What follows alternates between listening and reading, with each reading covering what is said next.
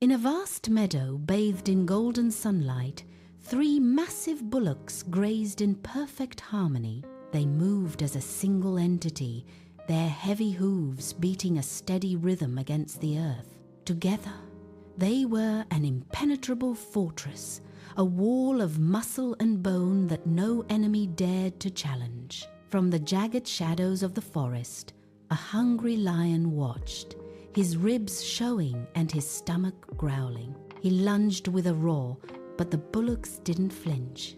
They locked their massive shoulders, outward-facing horns creating a crown of sharp steel. The beast struck a wall of pure defiance. He was forced back into the dark, nursing his bruised pride. Force had failed, so the lion turned to poison, creeping toward the black bullock while the others drank. He hissed a deadly lie.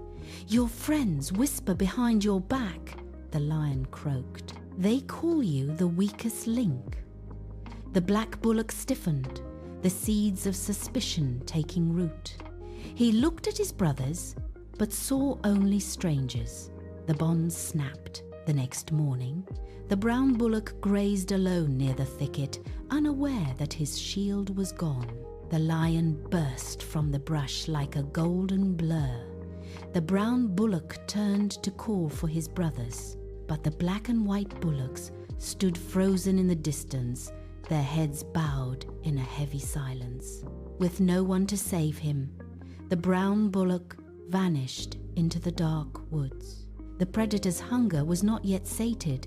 He circled the white bullock next. He let out a roar that shook the very leaves from the trees, a sound of absolute dominance. Terrified and alone, the white bullock bolted, galloping blindly toward the jagged cliffs. His hooves thundered in a desperate, lonely retreat until he too was gone from the field. Now, only the black bullock remained.